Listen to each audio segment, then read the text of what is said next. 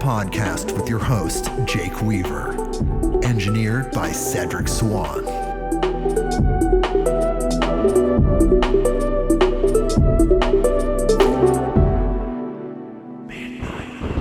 Hey, everybody. We are back with another episode of Midnight on Earth. I'm your host, Jake Weaver, and we're here to bring you more knowledge, more light, and more love. Well, today we have an incredible author on the show, one of two authors of this book that I read that I absolutely love. It's called The Power of A.W.E., A-W-E, The Power of A, and the subtitle is Overcome Burnout and Anxiety, Ease Chronic Pain, Find Clarity and Purpose in Less Than 1 Minute a Day. I like the sound of that. Already that's sounding good. And we're going to talk to him. We're going to learn about this in just a second. But first, I need you to do something for me. Go to bluecobracbd.com. That's bluecobracbd.com, and there you will find the highest quality CBD oil ever created on Earth. This oil is unlike anything you will find on the market, period, in relation to CBD products. And the reason that is because the extraction method used to extract the CBD from the hemp is a proprietary method called the HIT extraction method. It was developed by a man that I know very well. His name's Howard Hitt, also known as Big H. And he developed something so magical and so special in the ocean of CBD products that are out there, with some of the chemically extracted CBD products that use chemicals, solvents, and gases. This is the only product that is like this. There's nothing else. This is the top tier of all CBD product. I'm not joking. This is not an exaggeration. Howard uses no chemicals, no solvents, no gases in the extraction process, his HIT extraction method. It is 100% natural. It's 100% organic. The hemp used is 100% organic, Oregon-grown hemp. He has the King Cobra, which is the maximum strength, Little King Cobra, which is regular strength. And for animals, which is actually a huge hit right now, is Wild Thing. And you give that to your pets. It's CBD for pets. And we do have a discount code that gets you free shipping in the continental 48 United States, which is MIDCBD. That's MIDCBD. And that gets you free shipping, like I said, on any order in the continental 48 United States. It can be shipped internationally and to other places, but check your country's laws before talking to Howard about this. And he's available, totally available at his website, which is, again, bluecobracbd.com. Everyone, go there, use the code, get a bottle, report to me, bluecobracbd.com. And when you're done with that, follow me on Instagram at midnight_on_earth. That is the address. You can go there.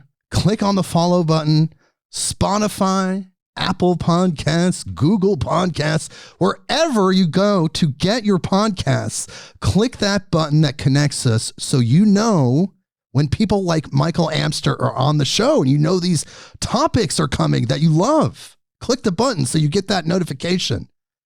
And most importantly, of course, tell a friend, tell someone that you know that loves these type of podcasts. You know them well. They're your friends. They're your family. You know what they're into. Maybe it'll be like a Christmas present, like write it on a card. Merry Christmas. Here's something cool. Check out this podcast. Bring them here. midnightonearth.com. Okay, so Michael Amster is just around the corner, but we're going to read his bio. So here we go. Michael Amster, MD, is a physician and awe researcher, writer, and teacher at the UC Berkeley Greater Good Science Center. With 20 years as a pain management specialist, he is currently the founding director of the pain management department at Santa Cruz Community Health. A practitioner of meditation for over 30 years, he is also a certified yoga and meditation teacher.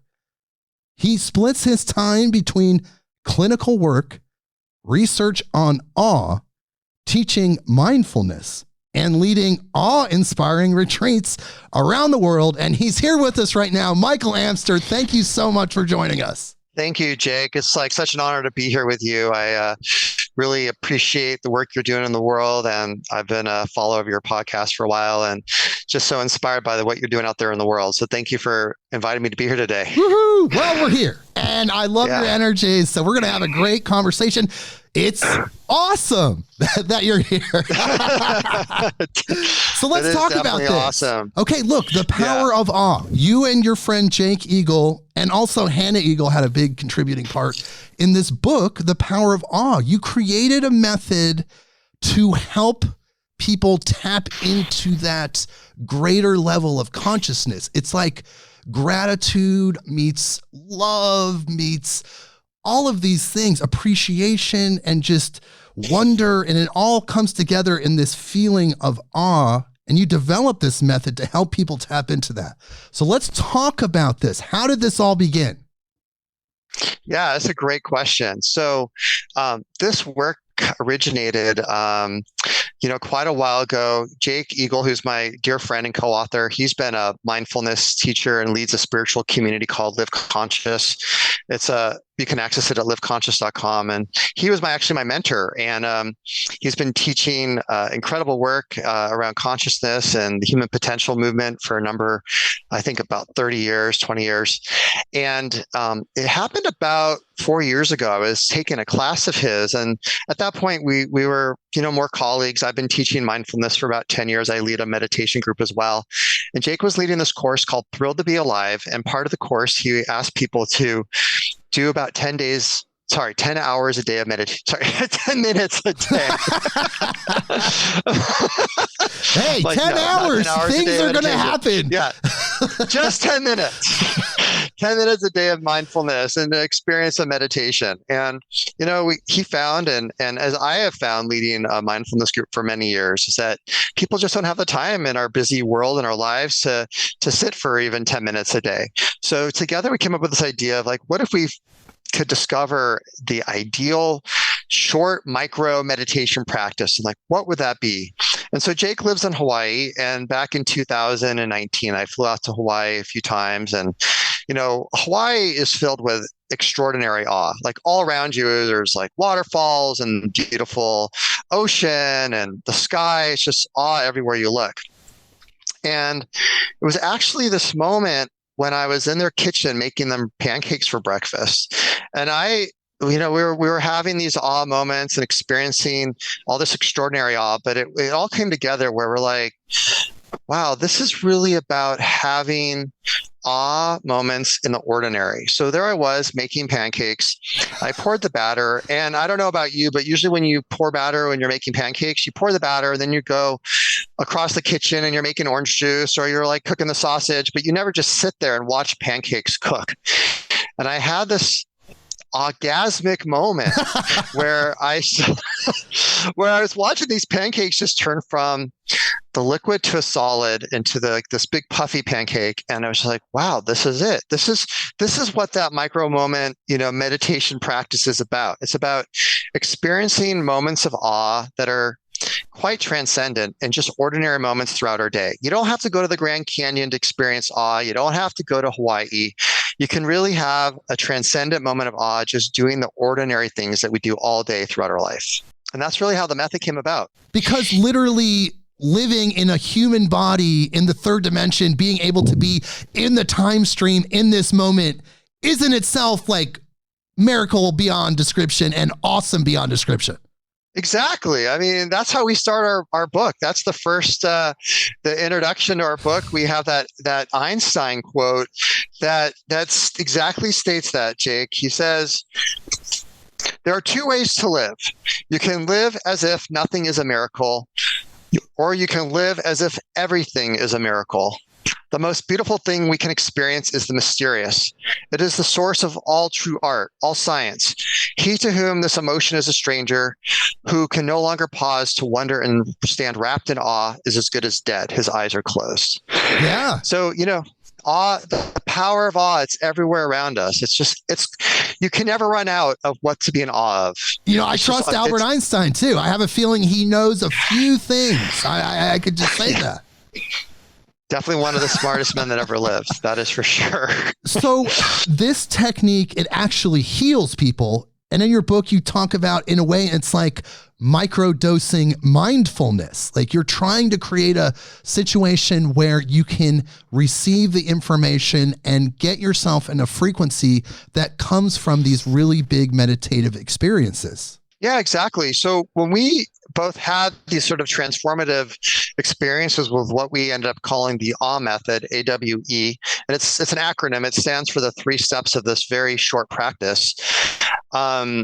Jake decided to run a pilot study with a group of his patients, and I also did the same with about a dozen of my chronic pain patients. And we followed the patients after teaching them the awe method for 21 days. We measured their levels of depression, their levels of anxiety, their amount of chronic pain, and their levels of managing stress and well-being. And the results were transformative. It was like really impressive.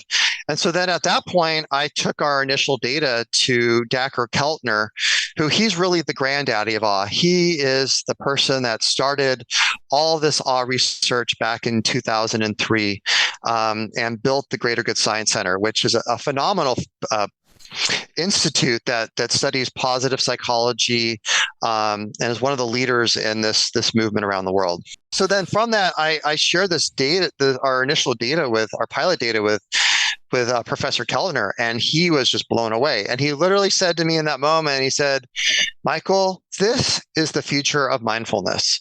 It's these micro practices that we can practice while on the go, while we're at a red light, while we're in line at the grocery store, that are going to change the future of this planet and how we integrate mindfulness and reconnect to the wonder and awe of life on Earth. It's not about extraordinary awe. We can't all go to the Grand Canyon every day or go to Yosemite, but we can experience these profound moments of awe all throughout our day just by living our lives with consciousness and awareness.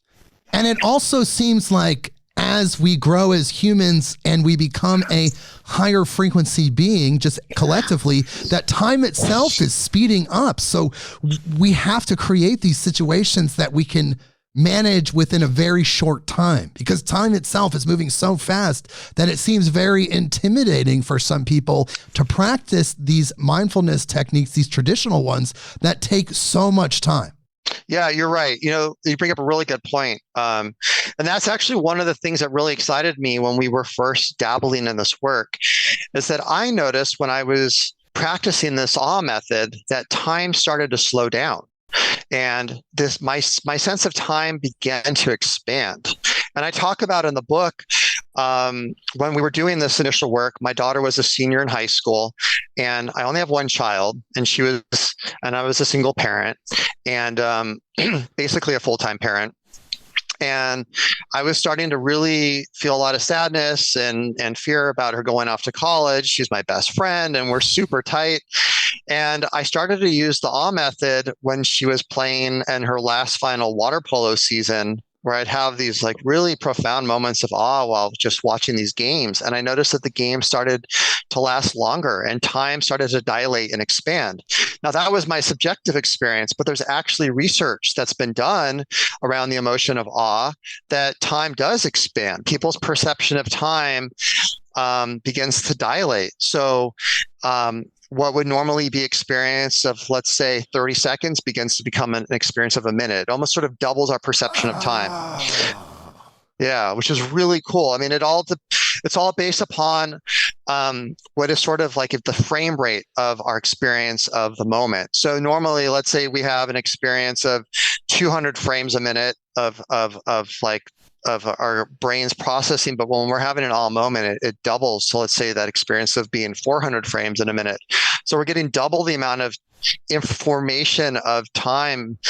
So it dilates instead of feeling contracted. That's amazing. Yeah. I know that totally makes sense, because when you get back to the self through these mindfulness meditations, whether it's something like the awe method or something else, you get to a place that's outside of time. The self is outside of time because it's like connected to higher consciousness. It's connected to source. So you get to tap into that, which is outside of time. But can it get overwhelming for people? Like let's say they start utilizing this awe method. Can it get overwhelming for people to process that much information at once? Not what we've seen. We've had over 500 participants in our studies that we've done. We did sort of 2 large cohorts in terms of our research, and no one ever said that they became overwhelmed by having these moments of awe. It was never a complaint by any of the people that we've studied. And I think what happens is just that there's a richness that we connect to in life when we practice the awe method that for people that they sort of begin to wake up. Yes. In a way that they've never experienced life. Colors become brighter, sounds are richer, the sensations in our hands when we touch something or someone else, like holding someone's hand is heightened in a really profound, awakened way. It's not overwhelming, and it's really comforting to experience that level of consciousness. Yeah. So what's really cool about our work, which is unique in terms of, studying consciousness and sort of some of these like new age ideas, is that we've actually studied this with hundreds of patients and followed them and looked at the benefits of this practice. And the results were really transformative. And so right now we're in the process of getting those papers published, and they'll be out in 2023, which is really exciting. So we're ahead of the curve here on Midnight on Earth. We're giving you tomorrow's news today. This is hey, this I feel special about this. So we'll talk about the science behind the method, but let's tell people what the acronym means and then how you came to that kind of structure. Great. Yeah. So when we had these moments of awe while we were in Hawaii, we started to dissect out what was actually happening to the two of us. And it turned out, which is really, really cool, is that the word awe, A.W.E, is actually an acronym for the practice that we teach. So I'm not actually going to, I'm a little concerned about leading your listeners through the full practice, because I know when I listen to podcasts, I'm actually in my car, and I don't want someone to kind of have this like orgasmic experience and then get in an accident, God forbid. Of course. So, yeah, but I will talk through it about what the steps are. And in our book, we have 30 practices that are really transformative and that give people a deeper experience of awe. So I'll give you a little bit of a taste, but really the book goes into a depth of the practice on a much higher level. And our website at the power-of-A.W.E.com also has a number of those practices that you can read on there as well. But basically, the acronym A.W.E, it stands for, the 3 words are attention. The A stands for attention. The W is wait. And then the E stands for exhale, like taking a deeper exhale, and an expansion. So I'll share what the practice is. So A stands for attention. So what we ask you to do is to bring your full undivided attention to something that you appreciate, you value, or find amazing. So, in the space that you're in right now, Jake, probably in your studio, you can find something that you value, appreciate, or find amazing. Looking at your microphone, like how is it that we can talk into something and then it, basically is interpreted by the technology into a bunch of ones and zeros, I know, which then records into the, on your screen. Like that is just like, it's so amazing. Like that's mindless. Like mind-blowing, like how this technology works. And here we are having a conversation. I don't even know where in the world you are. I'm Portland, Oregon. California. I'm in Portland, Oregon. You're in Portland, Oregon. Yeah. But like instantaneously, we're like having this live conversation, and who would have ever imagined this possible 50 years ago? So So that's what you bring your attention to, is just something you value, appreciate, and find amazing. And really bring your full undivided attention. And I know as a mindfulness teacher of many years, people struggled about sitting for 10 minutes. And I understand that. Like, our minds are always like, our attention is all over the place. But I assure you, you can bring your attention to one thing for just 5 seconds. Like, we can all do that, even if we have a monkey racing mind. And then the W is a wait. It's just a pause. It's like allowing us to be fully present to that thing that we're bringing our full attention to. I think of it almost as like a brief marination. We're letting our body, our mind marinate in that full experience of that full attention. And it's just a cycle of a breath. And then the E is taking a longer exhale. And when we take a longer exhale, we're stimulating the vagus nerve. And the vagus nerve, which we'll probably talk a little bit more about later, is the master part of the autonomic nervous system, which brings us to the parasympathetic state, that rest, digest, the healing state, the real relaxation state of deepening healing that we allow to happen. And then the E is that expansion. And we want to let that moment really fill us up. You can imagine it just filling up your physical body and even getting bigger than our body and expanding outside of our physical frame. And when you have those moments of awe where you get those tingles and chills in your body, yes, right? It's because it's expanding, it's getting bigger. It's like ready to escape our physical form. So that's the practice in a nutshell. But what we did in our study is we taught people this brief technique that really can take 15 seconds to do. And we asked them to practice it just 3 times a day, and to sort of tie in those awe moments to habits that we were already doing in our day. So it might be, let's say, when you first wake up in the morning, to, let's say, tie a moment of awe to making your first cup of tea or coffee or brushing your teeth, and then to have an awe moment in the middle of the day, and then an awe moment towards the end of the day. And we asked people to do that for 21 days, and we followed them with daily surveys and found just phenomenal results in terms of improvement of mental health, physical health. And one really cool thing about this is that the more you dose the awe, the more improvement you have. It's like there's a dose effect. This is the microdosing that we talked about. Interesting. And so in your book, you talk about some of the direct effects of the awe method that you found on the participants. You talked about it just a second ago, but can you go into a little bit more detail? We talked about it decreases interleukin-6, and it also changes neural pathways in the brain. There's a lot that you found that it does on a very scientific level. Can you expand on that? Sure. Yeah, I'd love to share about that. So I want to, first distinguish between our research that we did and then other people's research that people have done before us that have sort of set the stage of understanding awe as the most powerful of all positive emotions. So I'd like to talk a little bit about our research first. So when the pandemic hit, Jake and I were scratching our heads. When we were all sheltering in place, how can we help people? What can we do to really make a difference out there in the world in the midst of what was going on? And so we came up with the idea of, teaching the awe method in a 21-day program. And with our help of our team at UC Berkeley with Dr. Keltner, we were part of his lab. We recruited about 350 primary care patients and over 200 healthcare professionals that were on the front lines, really stressed out, struggling with burnout during the pandemic. And so we started our study in June of 2020. To June of 2020. So if you can, take yourself back to that time, that was when there was racial tension going on in our country with all the kind of riots happening. We were sheltering in place, people were unemployed. There was just a lot of, it was a very stressful time. We didn't know when the vaccine was going to come out, if ever. People just didn't know what was going to happen with the pandemic. So we started our study at that moment when, over half the country was falling into depression. It was a really, really tough time for everybody.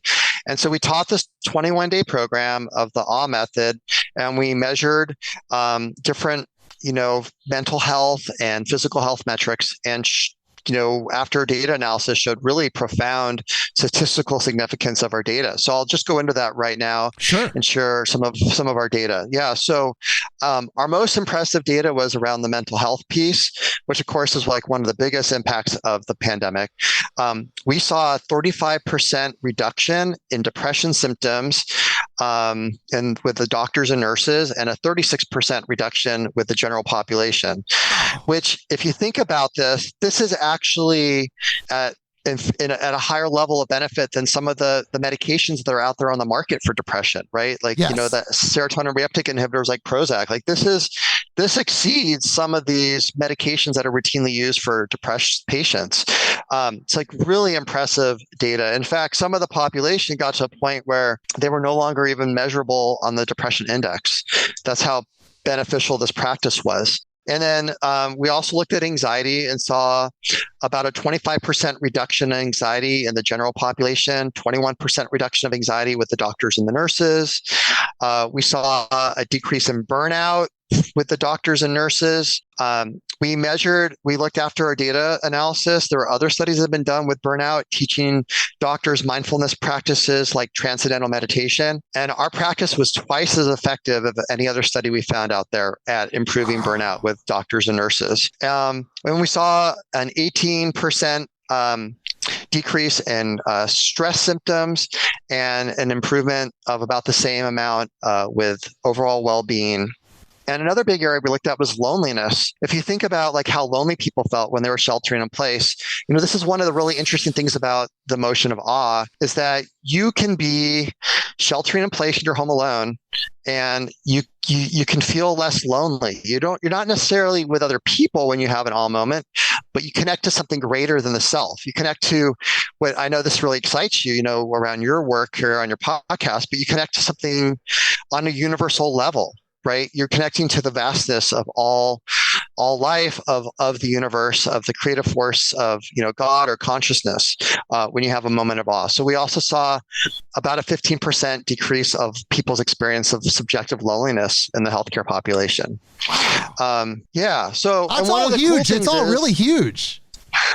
Yeah, it is huge. And we talk about this in our book. We begin actually the book talking about our study, and we have conversations about our data and how it compares to other people's research, and why our research is really a big deal and profound for this method. And it's really nice to know, that there is science behind it that does show that it works. And then with other people's research around awe, there's been, a plethora of awe research that all started back in about 2003. We know that awe works really kind of on 4 different levels in terms of the nervous system and our body's physiology, in terms of like on the micro level. So other people's studies have shown that awe impacts the autonomic nervous system in a very beneficial way. So it increases what's called vagal tone. So we were talking about that kind of that deep exhalation stimulates the vagus nerve, and that activates the parasympathetic, that rest and digest state of the nervous system. And it decreases activation of the sympathetic, which is the fight or flight. It's that sense of like when your heart starts to race, when you're worried or anxious about something. I just want to add there that it seems that it also connects you to, like you said, something bigger, but there's a greater source of power. And when you tap into that, it heals you. That original energy, that source energy that's powering us, that self energy is a healing energy. Definitely. One of the things that the emotion of awe does, and why it's so powerful, is that it takes us away from kind of that self-absorbed state where it's like the me, myself, and I state, and it lowers our sense of ego and self, and it makes us feel connected to a vastness, to whether you want to call it like a universal consciousness or God, or like the fullness of humanity or life on earth. And when it does that, we also see that there's other benefits of the emotion of awe from a psychological perspective. Awe is considered what's called a pro-social emotion. And what pro-social means is that it is an emotion that evokes all these positive benefits. It makes us more generous. There's studies that have been done looking at awe where people that were exposed to a moment of awe were more generous to strangers, and to give, to strangers more generously. It makes our views of the world more open-minded. Like, we're willing to look at other people's ideas. We're less fixed to our ideas politically. And we're willing to look at how other people see the world. and we're also more compassionate and a lot more gratitude. So there's just like a lot of things that awe like taps into that benefits our nervous system in a very positive way. It's expanding the heart, like expanding the heart chakra, like all those things you talked about. It seems like that's all heart consciousness. Yeah, exactly. It taps into a level of connected heart between, humans and humans with other conscious sentient beings on the planet. Like we talk about this in the end of our book, and we'll probably tap in this more towards the end of our podcast today. But Jake and I are very mission driven. We didn't set out to write a book. We didn't do this research to like build a brand or to come up with a whole business model. Like this is really all organically done. I like, Jake, how you talk about in your introduction of your first podcast about people, tapping into like what we're meant to do on this planet and, our sense of purpose on a sort of divine level. And I think this research and this work was really from an egoless state. It was just like, we just wanted to serve humanity. You talk about this as well, about serving humanity and serving the universe or the world. And it just came from a very organic place where we wanted to make a difference in the pandemic. We saw this opportunity to teach this methodology to people that were suffering. We saw profound improvement in people's lives. And then from that, we were told by our mentor, Dr. Keltner at Berkeley, he's like, you guys need to write a book. And we put a proposal out there. I think we had like 6 publishers that were interested in our book, and they bid on it. We had an auction, and then came this book. Hey, behind the scenes, people. This is behind the scenes. Yeah, it's kind of incredible. I thought it'd be fun to write a book one day, but I wasn't attached to this in terms of my life experience. And then here we are with this like really beautiful cover. It's awesome. The book's awesome. Yeah, it's an awesome book, and it's just phenomenal to have gone through this whole experience with Jake, who's. I know you're just interviewing me today, but he's a really phenomenal human. I mean, he's just one of a kind, just such a all heart, like awakened conscious man. Well, what I found that people named Jake are usually really cool. I could be biased. I don't know why. Yeah, you guys are definitely really cool. This awe consciousness, this awe experience, this has roots in traditional native cultures. And in your book, you talked about how an Inuit elder prescribed awe. Yeah. I'd love to read about that. We might need a pause here for a second. No, it's fine. We can edit this part out. I personally, I read the book right before our previous scheduled, so I can't interview, so I can't remember exactly where it was. It's in my notes, and I thought that was so cool because it was. Yeah. I think it's right. I think it's in chapter. It's in chapter 2, I'm pretty sure. Hold on a second. Yeah, it's from Jane Goodall's book. Okay, actually. yes. Okay. Yeah.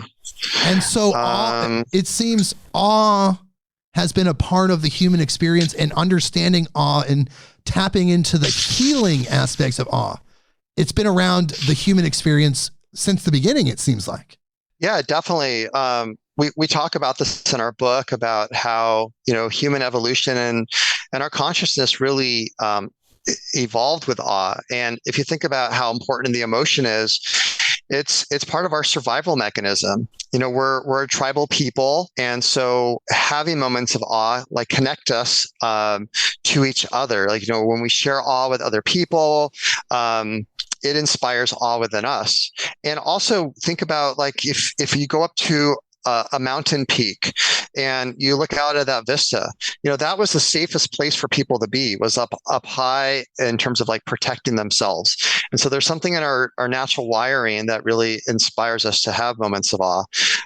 We also talk about in our book, we share a story that's from Jane Goodall's recent book about how an Inuit elder advises a woman to go out and find awe and joy every day, for healing. And if we all think about it, when we go to awe-inspiring places out in nature, we feel connected to that vastness, to the universe, to God, or to consciousness. And time in nature is very healing, as I'm sure, all the listeners can relate to. Oh, definitely. And it's really those natural experiences and being in nature, it seems, where you can tap into awe the most. Now, what you're saying is you can tap into awe anywhere, like anywhere, anytime you can find that. However, if you're in deep nature and you think about all of the energy and the life and the time it took for all of these beings, these trees to come into form, for you to sit on that bench and look at all that, it's very powerful. And you can really, really dial into that frequency when you're in those deep nature experiences. Oh, exactly. And it doesn't need to be an extraordinary view or, something on the scale of Yosemite. It can be like in your local park. Exactly. Yeah. I mean, just looking at a leaf of a tree and noticing the venation patterns can be awe-inspiring. I had this moment recently where I live near the beach, and I was like, I put my hand down into the sand and I looked at the sand closely, and I thought about how every little granule of sand has a story behind it, how it got there to be on this planet. Because sand is made up of not just inorganic material, like rocks, but it's also made up of shells, and it's made up of bones and coral and all these other pieces and organisms that have, had their own life story, had their own way of getting there. I mean, it's just phenomenal, like how we can be so awe-inspired by just the most ordinary, mundane things on the planet. Well, if you just think about it's endless. Yes, and if you just think about how much energy it takes for each moment to manifest, wherever you are, if you're in your office, if you're in your car, and just all of the energy that took that moment to be real is just also awe-inducing, you could say. Oh, it is. People have asked me, we've been practicing now this practice for about 4 years. And they said, well, you ever get bored of it? And how do you keep it going and alive? And I say, what's beautiful about this practice is it's like an onion where you just kind of peel off layer after layer after layer. And there's a deepening that happens. And what we were just talking about, thinking about like where the origin of all this stuff is that's around us and how the story is behind everything. I mean, to me, like that is just the most infinite, endless story of awe. Like the story of our planet that we are blessed to live on, that's 4 billion years old, and the circumstances that created it. And then, even just to what's all here today, it's just so mind-boggling and awe-inspiring that you just cannot have orgasmic moments all throughout your day. Exactly. And be so thrilled to be alive. And we're hardwired, I would say, to not really process that, because it takes conscious thinking to put ourselves in that dimension, in that frequency, to see all that, because there's so much information and energy there. It seems like we're genetically hardwired to just kind of, survive, do the next thing. But if you can consciously, with your spiritual mind, kind of take control of that and focus on the moment, that's when all of that unlocks. It's interesting how you bring that up. I kind of wonder about, how are we hardwired? I think we've lost, maybe conditions. I think we've lost our sense of, I think what we know this from other people's research in the awe field, that we are in an awe-starved culture. The average American has less than one experience of awe in a week, which is really sad, to think about that. And then what are the health implications? Because, we know from other people's research as well as ours that there's all this huge benefit in terms of how awe impacts both our physical and mental health in a beneficial way, and how important it is of an emotion. So I think our imbalance of our lives, with so much emphasis on technology and being distracted from that genuine sense of wonder and curiosity of the world, has taken us to where we are. But I think we are wired to really tap into awe and to live in awe if we cultivate it. And we think of it in our work, and we talk about it in our book, as building an awe muscle. Having a practice that we commit to, a 21-day practice. We guide that in our book about how to build your awe muscle so that it becomes spontaneous, so that you have awe moments spontaneously. You don't need to use the structured awe method anymore. You can have awe moments that just naturally bubble and arise. And that's where I'm at. I mean, I must have hundreds of moments of awe throughout my day. It's just a spontaneous experience of awe, of seeing the world through the lens of awe and wonder. So would you say then that awe is our natural state, and then the survival, the paradigms, our mode of existence kind of crunches us down into that mode. And then, but being in the awe, the bliss, seeing everything as it truly is actually our natural state. Well, I mean, you bring up it's a bigger question and an interesting question. We talk about, so here's one thing that's really unique and special about the emotion of awe is that, if you think about when you've, gone through some hard times and you're feeling stressed or depressed, you can't force yourself to be happy when you're really depressed. Like, when you're in that really dark place, making yourself be happy feels fake and it's not genuine, but you can be in a sad place. You can be experiencing loss and sadness and still experience awe. That's what's really unique about awe as emotion, is that you can be going through tough times in your life and awe is still accessible. It's always there. You can have a moment of awe when things are going bad in your life. You can be in awe when you turn on the TV and you're watching, the war going on in Ukraine and feeling that sense of compassion for other people, that evokes a state of awe within ourselves. We share a story in the book written by Viktor Frankl, and I'm sure Viktor Frankl. He was one of the most seminal writers of the last century. He was a psychiatrist who was a colleague of Freud, and he ended up going through the Holocaust and survived Auschwitz. And he talks about, like, after the Nazis cleared out Auschwitz, they were on a death walk, basically, through Bavaria. And he talked about how these people were in these, they're in their death camp uniforms and they're looking out at the mountains of the Bavaria mountains and like having these moments of awe while like still being basically imprisoned and prisoners of the Nazis. So awe is really, it's an emotion that's accessible at any time, whether we're celebrating the holidays with our family or, mourning the loss of a parent or, facing a cancer diagnosis. Like, we can access awe at any time. We talk about in our book, we have people participate in our study that were going through cancer. And how they used moments of awe and the awe method to really to heal and to transform those experiences of loneliness and sadness into something that was, positive and healing for them. And which in turn heals their physical body.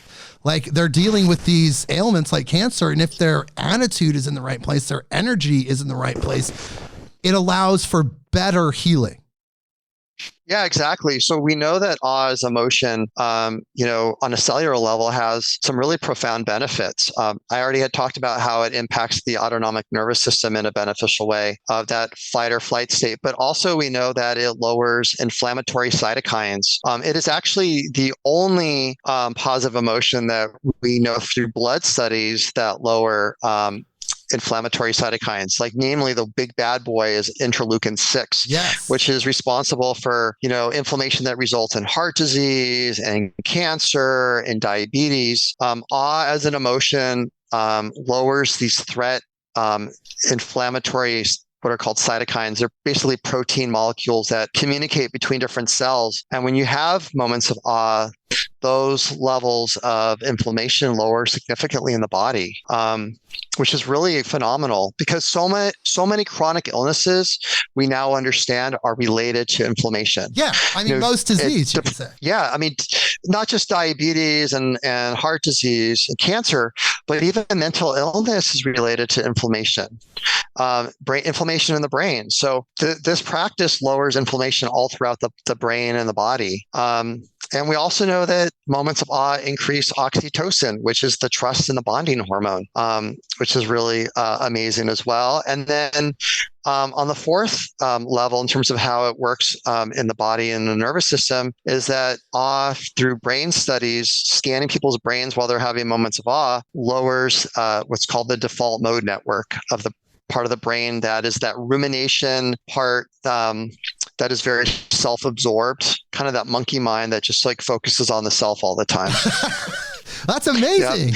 Yep. And in your book, you also say awe is a neuronal lubricant. Like, it's like getting things flowing in your brain and in that energy sphere. Yeah, exactly. I think it's a good time now. We could just talk a little bit about, sort of, I think, sort of some of the backstory and our Sure. model of why we think this is so important. And, it ties into our level of consciousness. And I know we've been talking about consciousness already in this podcast. And so this is really Jake's work that him and his wife have been doing for 30 years, and from their mentors as well. They've been studying consciousness in the human potential movement, and this is this is Jake's model, which basically is that there's 3 levels of consciousness. And consciousness is the state of mind that we're in. So most of the time we're living in what he calls safety consciousness. And that's the state of consciousness we're in on a regular daily basis when we're at work, or we're like at home, making pancakes, or we're, taking care of our children or paying the bills or whatever. It's like that productive state, but it's also the state when we worry and we're anxious and we're very self-absorbed as well. And if you think about, like, I'll give an example, but if, let's say, you're driving your car and someone cuts you off and you're in that kind of everyday safe level of safety consciousness, you might flip that person off if you're kind of been agitated, or yell at them or react to them in a certain way. But if we're on a more heightened level of consciousness, and there's 2 levels that I'm going to talk about now. The next higher level up is what Jay calls heart consciousness. And that's that state of consciousness we're in when we feel gratitude and, appreciation for something or someone. If right now as I'm talking, think about someone that you're grateful for and appreciate. I just thought about my daughter, and you can instantaneously hear how my voice changed. Like, my tone of my voice has slowed down. I'm talking a little bit more, reflective and more warmly. And when we begin to think about what we're appreciative of, we're in a new space, like a new level of consciousness already instantaneously. And if I bring up that example of someone cutting me off, if I'm in a state of heart consciousness, I might be like, yo, bro, like, peace to you, I wish you well on your journey. I'm not gonna flip them off. I'm not gonna contribute to road rage. I'll be in a place of just more like open-heartedness and wanting to spread goodwill out there. And then the next level, the highest level of consciousness, is what we call spacious consciousness. And that's where the emotion of awe lies in. And I think of spaciousness as that it's that state that's timeless. There's no words that we have to describe it. It's, I think, what the Buddha, and I've studied a lot of Buddhism over many years, I think it's what the Buddha considered to be nirvana. It's that state where we experience timelessness, our sense of ego, of self dissolves. We have pure presence. There's no chatter of voice in the head.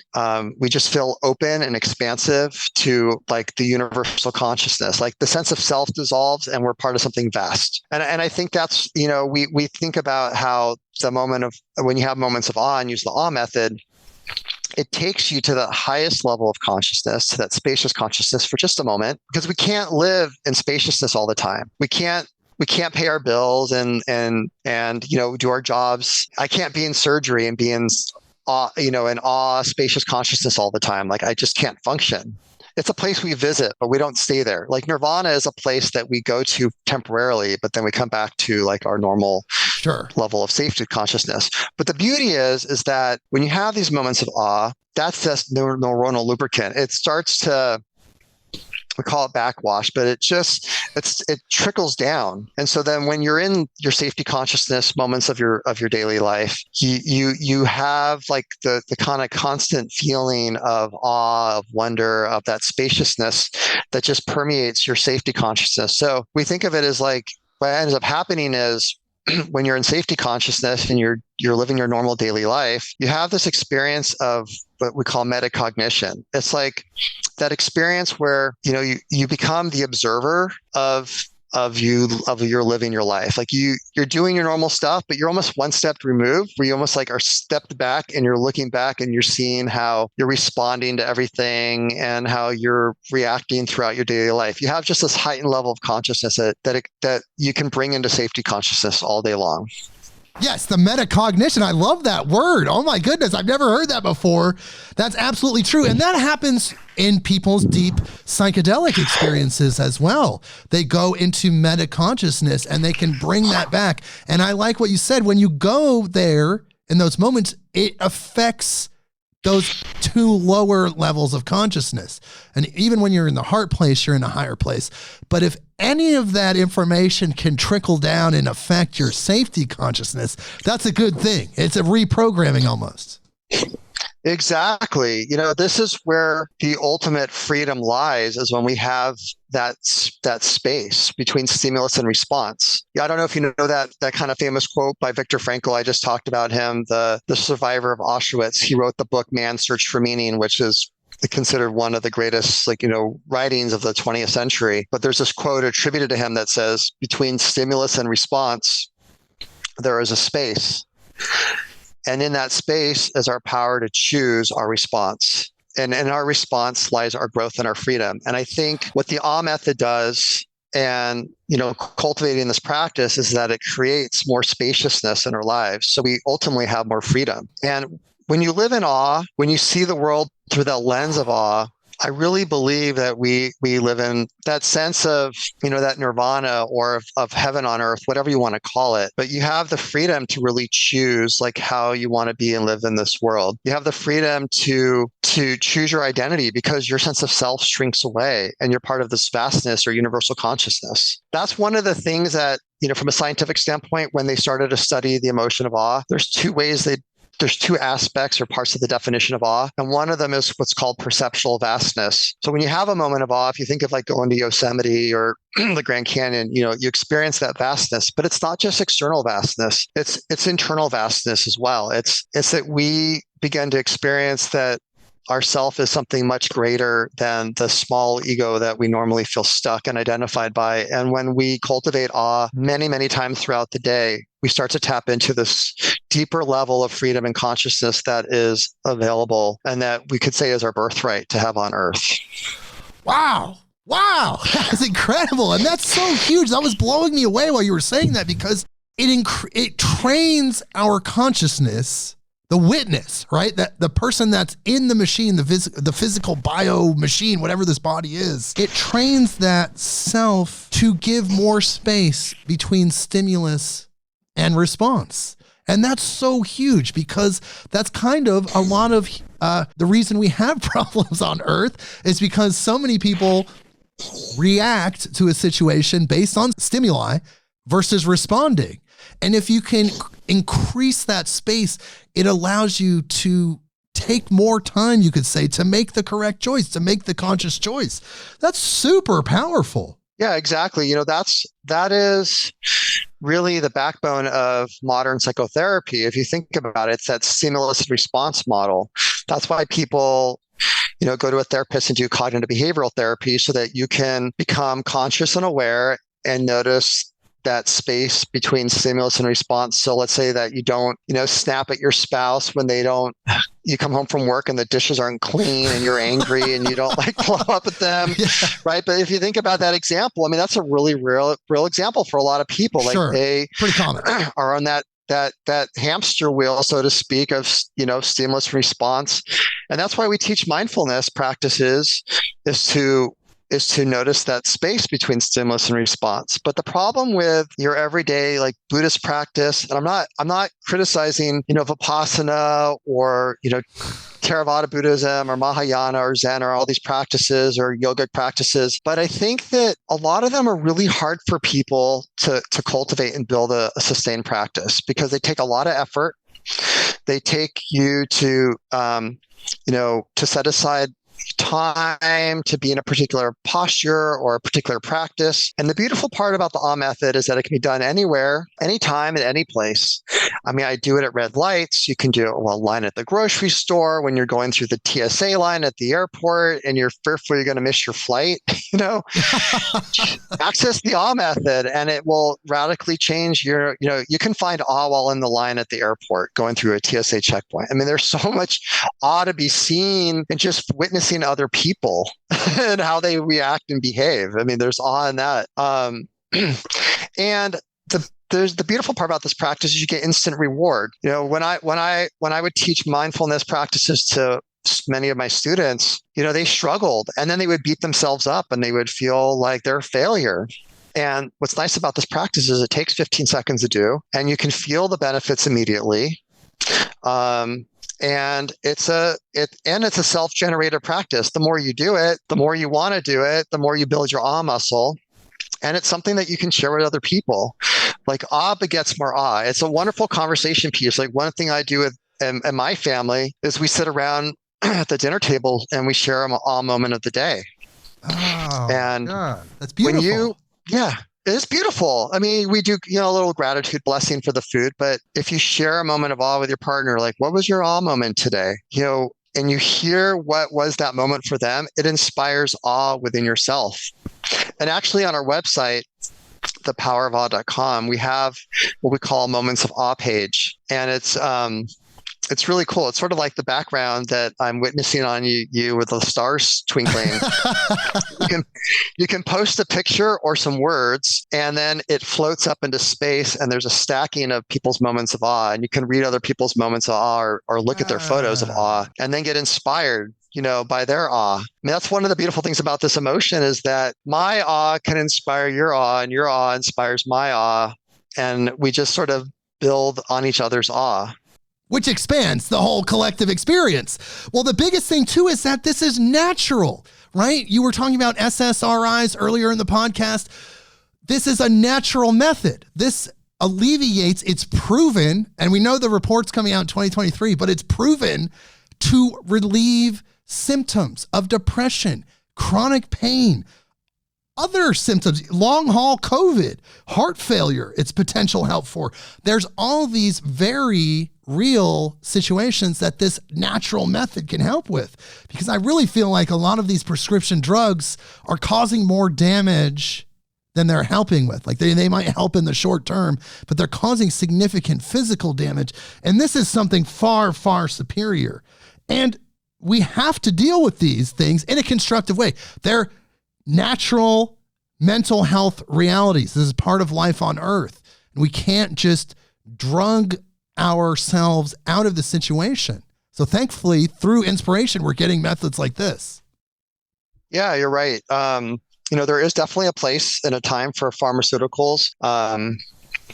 It's not that all of them are bad or anything, but when it comes down, particularly around mental health stuff with anxiety and depression, the medications that are available and the side effects that they have, it's really, and how people's bodies get dependent upon them. Like it's often very hard for people to get off of the serotonin reuptake inhibitors. Their brain chemistry changes long term. So what's beautiful about this, this is a natural, self-induced state of microdosing of awe, which we know.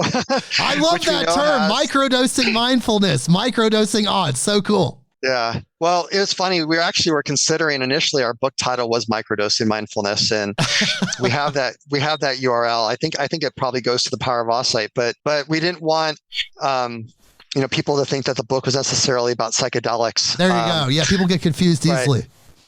Exactly, because we're basically teaching people how to experience those psychedelic-like experiences without having to use a psychedelic per se. But I would definitely say that having an on-awe moment is very similar to, let's say, microdosing on mushrooms or of other type of psychedelics. Something that raises your serotonin, elevates mood, elevates your heart consciousness, all of those things. This can all happen naturally, which all of the great teachers of human history, these ascended masters or these spiritual teachers, they all kind of say the same thing, that you can tap into this, you can do this naturally. All of these things. Yeah, well, like we've been sharing today, this is, I think that we are really wired to experience awe. It's just that we've lost that in our modern world. Like we just are so disconnected from nature. We were talking about earlier how nature is sort of the original source of awe for all of us. Like the great writers like Walt Whitman, they're all talking about how nature is the source of awe and of mystery and wonder of life on Earth. And we are definitely in much need more than ever to reconnect to that natural state. We end our book with really a call to action, because if you think about where we are right now on the planet with so much divisiveness, the political strife, people over-identifying with their identity of being Republican or conservative or liberal, Democrat, whatever. and also looking at what's going on the planet in terms of the environment. When we cultivate a really deep sense of awe and wonder of life on this planet, of each other, we can't harm this planet, right? When you're in awe of Earth and all of its abundant beauty and of all the different diversity of creatures and of all the different ecosystems and organisms and the natural world, like how you don't want to, go in and blow it up and destroy it and rape and pillage it because you care deeply about it, right? And the same thing about other humans. Like when you have awe and wonder of other humans, like you appreciate diversity of different beliefs and cultures of how people see the world, how they view God or consciousness. And you don't want to go kill them. You don't want to go, shoot your neighbor because they speak a little bit of a different language, or they view a different, or they have a different name for God or consciousness or the universe or whatever. This, we believe, it's not the solution for everything on this planet, but it's a big part of what's missing is that we need to elevate our level of consciousness. We got to get out of safety consciousness and in that place of awe, of spaciousness, or in heart consciousness is when we can start to see the world differently and we can solve these big problems and that heightened level of consciousness. Yes, it seems and that's what we desperately need. Yes, it seems to raise our vibration just in general. We're all of those fear things, the things that you were talking about that keep us in a dense vibration, this awe experience, whether it's with your technique or just experiencing it, it raises your vibration. Now, your technique actually dials it in and makes it really palatable. But either way, it's making us better. And in your book, you talk about the 3 types of awe. You talked about the 3 levels of consciousness. Can you tell us briefly what are the 3 types of awe? Yeah, that's a great question. So we came up with this idea that there's sort of 3 categories of awe, really as a teaching method to help people be able to sort of understand like what different types of awe they're having. So we say that awe happens on first of all, I just talk about what we call the awe spectrum. So, because I think it's important for people to understand, because someone might try this, read our book, and they might try the technique, and they'll be like, wow, I'm feeling a little bit of something, but I'm not having that orgasmic moment that Michael talks about when he made pancakes, and we talk about the spectrum of awe, where awe can happen on one side of the spectrum, which is sort of that subtle, experience of awe where like maybe your sense of how you see colors shifts a little bit, or you feel maybe a little heightened awareness, or sounds are a little richer, or you feel a little bit more awake, or you're standing more erect, all the way on the spectrum to what we call orgasmic, where you get like the full body tingles and chills, and you might even start to cry because you've just so touched by that moment of awe. So anywhere on that spectrum is a moment of awe. You don't have to have an orgasm to have awe. It can be like a subtle just shift of your awareness and consciousness. That also is a moment of awe. And you have health benefits no matter what level or gradient of awe. It doesn't really matter. I don't have orgasms every day. I mean, it's like that's not the sustainable practice. It's all about having kind of the ordinary, daily, just brief moments of awe. So we talk about 3 types of awe, and it's really just a way of categorizing awe so people can kind of like see what category they're having. So when we teach the 21-day program in our book, we ask people to start off with what we call sensorial awe, and that's awe of the senses. And that's most easily experienced by going out in nature, right? So using your eyes, visually experiencing awe. Like right now I live in Santa Cruz, California, and there's right outside my office window here, there's a redwood tree. Like literally, I can almost touch it. Oh my God, you're so lucky. Outside my window, there's redwood. And and I'm just sensing right now, I'm watching the light filter through the redwoods, and that I'm having this awe experience of seeing this light that traveled from the sun millions of miles away. I think it takes 8 minutes to reach the earth. And like here it is now filtering through these trees. And then the tree takes that and makes oxygen from carbon dioxide. Like, I mean, how awe-inspiring that is right now, and it's happening. That's why we can breathe, because these trees do this for us.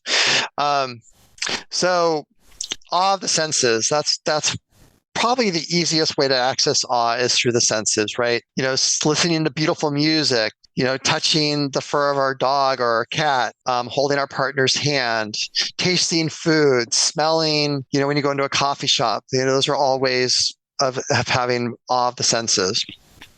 The next type of awe is what we call interconnected awe. And that's awe that we experience with other sentient beings on the planet, right? So we can have an awe moment connecting with our children or our partners or our parents or friends, in conversation and giving them a hug, and just connecting in some type of deeper, intimate way, conscious way. We can have awe with our pets as well. Our pets can be just tremendous generators of awe.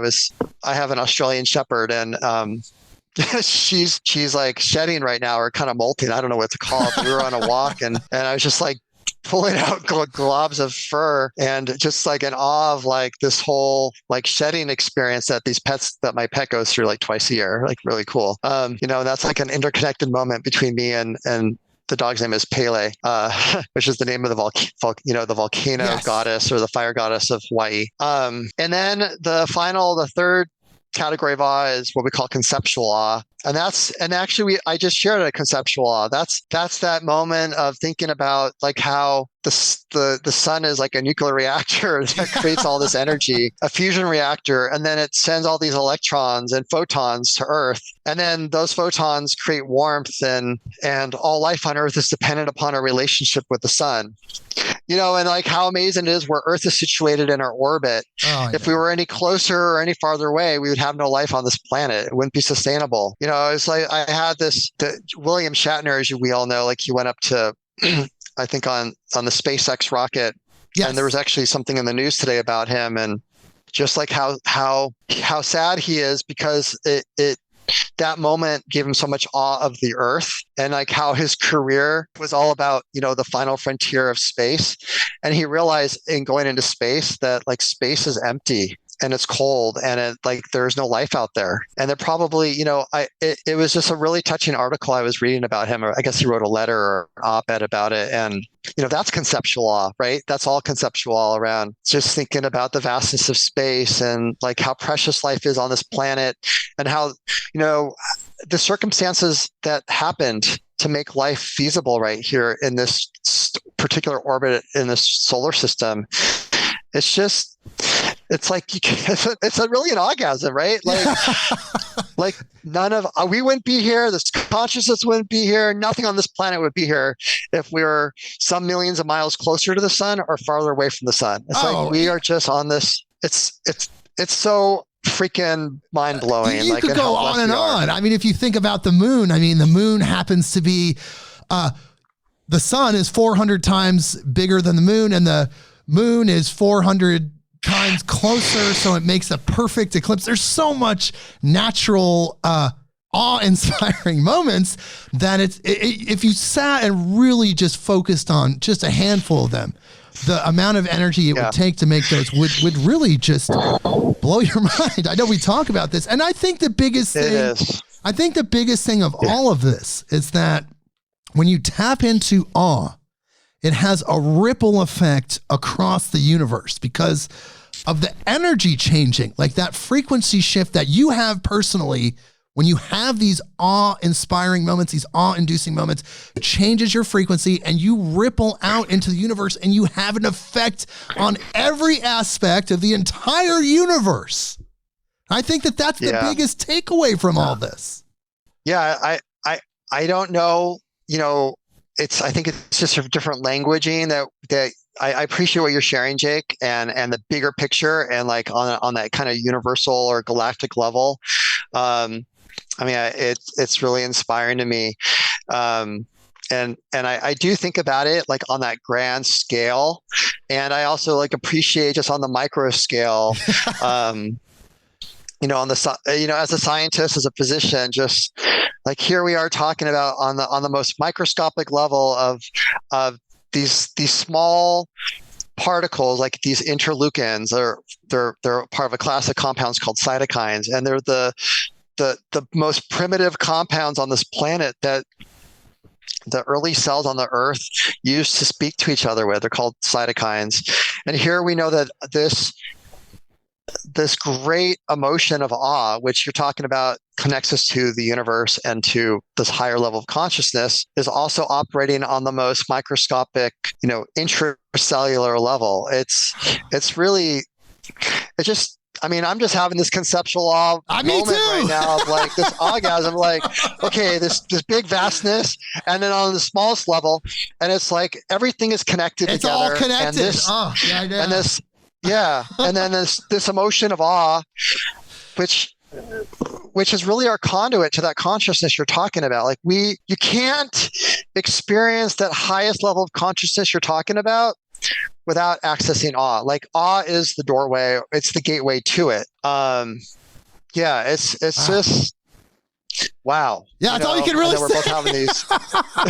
That's all you can really say, because all the things we've talked about in this episode stimulates that, and it helps you understand that. And like you said, it's microcosmic, it's macrocosmic, it's all points in between, because it is rooted in source, which is the essence of everything.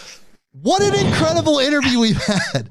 This is so cool. I'm so glad that you're here and we've had this conversation. I'm sure we could go on for hours, but we have this time and it's been so great. But of course, we'll have you back, and maybe we'll have Jake Eagle come on as well, and he can bring his wife. Maybe we can have a roundtable discussion.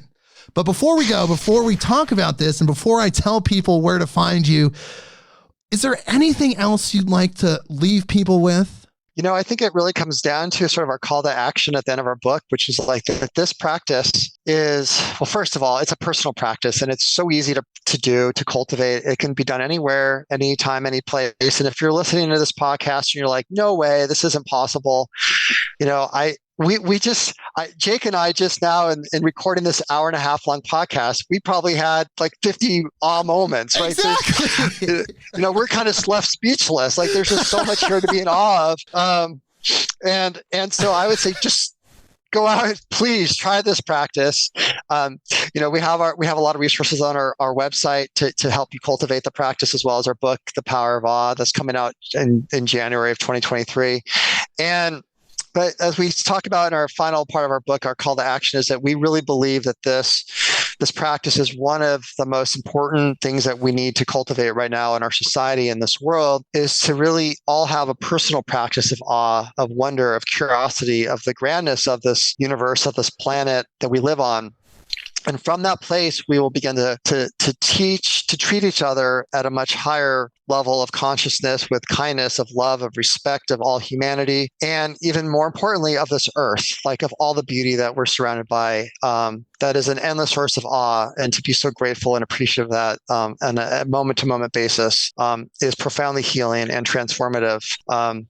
So I wish everyone who listened to this well, and to cultivate that level of consciousness out into the world.